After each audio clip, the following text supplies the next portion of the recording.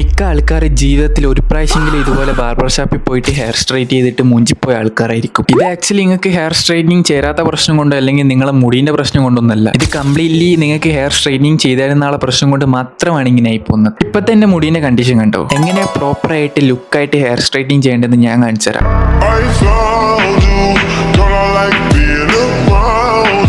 നല്ല ഷാമ്പൂട്ട് ഹെയർ ഫുള്ളായിട്ട് വാഷ് ചെയ്യുക, അത് കഴിഞ്ഞിട്ട് കംപ്ലീറ്റ് ആയിട്ട് ഡ്രൈ ചെയ്യുക. ഹെയർ സ്ട്രൈറ്റ് ചെയ്യുമ്പോൾ ഏറ്റവും ഇമ്പോർട്ടന്റ് ആയിട്ടുള്ള ഒരു പാർട്ട് നമ്മളെ ഹെയർ ലൈൻ കണ്ടുപിടിക്കണം. എല്ലാവർക്കും ഒരു ഫിക്സ്ഡ് ഹെയർ ലൈൻ ഉണ്ടാവും. നമ്മൾ തോന്നിയ പോലെ ഹെയർ ലൈൻ വെച്ച് കഴിഞ്ഞാൽ ശരിയാവില്ല, നല്ലൊരു ഔട്ട് കിട്ടൂല. പ്രോപ്പറായിട്ട് എങ്ങനെ ഹെയർ ലൈൻ കണ്ടുപിടിക്കേണ്ടത് ഞാൻ കാണിച്ചുതരാം. ഇതുപോലെ മുടി മൊത്തമായിട്ട് കൂട്ടിപ്പിടിക്കുക, ഇത് പതിയെ ഹെയർ ഒന്ന് റിലീസ് ചെയ്യുക, ജസ്റ്റ് ഹെയർ ഒന്ന് ഷേക്ക് ചെയ്യുക. ഇതാണ് എന്റെ പെർഫെക്റ്റ് ഹെയർ ലൈൻ. എല്ലാ ആൾക്കാരും ഏതെങ്കിലും ഒരു ഭാഗത്ത് മുടി എപ്പോഴും ഫിക്സ് ആയിട്ട് സെറ്റ് ആയിട്ട് നിൽക്കും. നമ്മളെ ഇഷ്ടത്തിൽ ഹെയർ ലൈൻ വെച്ച് കഴിഞ്ഞാൽ മുടിക്ക് ഇഷ്ടമുള്ള ഭാഗത്ത് മാത്രമേ മുടി നിൽക്കുള്ളൂ. ഇനി നമുക്ക് സുനാപ്പി തേക്കാം. ഇതിന്റെ പെട്ടി പൊടിച്ചൊക്കെ ഇതിന്റെ അകത്ത് ഒരു പച്ചത്തുള്ളി ഇത് ഇവിടെ നിന്ന് കയറി. ഇതാണ് ഫസ്റ്റ് ക്രീം. ഇതുപോലത്തെ ഭരണിക്കകത്ത് ഒഴിക്കുക, എന്നിട്ട് ബ്രഷ് സ്പൂൺ എന്തെങ്കിലും വെച്ച് മിക്സ് ചെയ്യുക. ഒരു പൊക്കി ബാൻഡ് എടുത്ത് തലയിട്ടതിന് ശേഷം കറക്റ്റ് സ്കാൾപ്പിൽ കുറച്ച് വിട്ടിട്ട് ഈ പേസ്റ്റ് തേക്കാം. നിങ്ങൾക്ക് ഗ്ലൗസ് യൂസ് ചെയ്യുക, ബ്രഷ് യൂസ് ചെയ്യുക, എന്ത് വേണം യൂസ് ചെയ്യുക. ഞാനൊന്നും യൂസ് ചെയ്യുന്നില്ല, കൈവച്ചിട്ടാണ്. ഇത് എന്റെ മെത്തേഡ്. കൈവച്ച് ചെയ്യണമെന്ന് ഞാൻ പറയുന്നില്ല, എനിക്ക് ഇതാണ് കുറച്ചുകൂടി കംഫർട്ട്. ഇത് അത്യാവശ്യം സമയം എടുത്തിട്ട് ക്ഷമയോടെ ചെയ്യേണ്ട ഒരു പ്രൊസീജിയറാണ്. ചെയ്ത് മനുഷ്യന്റെ ഉപ്പാടുള്ളത്. നിങ്ങൾക്ക് എത്ര ഭാഗമാണോ ഹെയർ സ്ട്രൈറ്റ് ചെയ്യേണ്ട ആ ഭാഗത്തൊക്കെ ഈ പേസ്റ്റ് തേക്കുക, സ്കാൽപ്പിൽ ടച്ച് ചെയ്യാണ്ട് സൂക്ഷിക്കുക. ഈ സാധനം മൊത്തം തലയിൽ തേച്ച് ഇങ്ങനെ ഉണ്ട്. ഇനി ഈ ചീർപ്പ് വെച്ച് ജസ്റ്റ് കാഷ്വലി വാരി കൊടുത്താൽ മതി. അധികം ഫോഴ്സ് ഉപയോഗിക്കേണ്ട ആവശ്യമില്ല. നല്ല ഫോഴ്സ് ഉപയോഗിച്ച് വാരിക്കേണ്ട മുടിയൊക്കെ പൊരിഞ്ഞ് കൈമലുണ്ടാവും. ഇതാണ് അടുത്ത ഇമ്പോർട്ടന്റ് ഭാഗം. നമ്മൾ പാർട്ടീഷൻ ചെയ്ത് ഭാഗത്തായിട്ട് വേണം ഇതുപോലെ വാരി വെക്കാൻ. ഞാൻ എങ്ങനെയാണ് വാരുന്നത് അതേ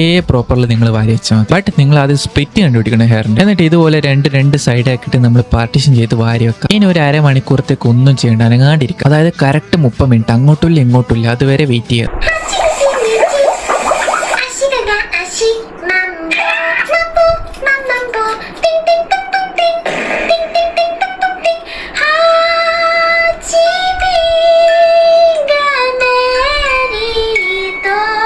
കറക്റ്റ് 30 മിനിറ്റ് കഴിഞ്ഞാൽ ഷാമ്പു യൂസ് ചെയ്യേണ്ട ഹെയർ വാഷ് ചെയ്യുക. അതായിട്ട് ഒന്നുകൂടി ഡ്രൈ ചെയ്യുക. ഇനിയാണ് അടുത്ത ഇമ്പോർട്ടന്റ് പരിപാടി. ഇതേപോലത്തെ ഒരു പൊക്കി ബാൻഡ് ഇടുക. ഈ സുനാപ്പ് വെച്ച് മുടി ഹീറ്റ് ചെയ്യുന്നതിന് മുമ്പ് ഇങ്ങനെ ഓരോ സൈഡിൽ നിന്ന് ഫസ്റ്റ് മുടി ഇങ്ങനെ എടുക്കുക.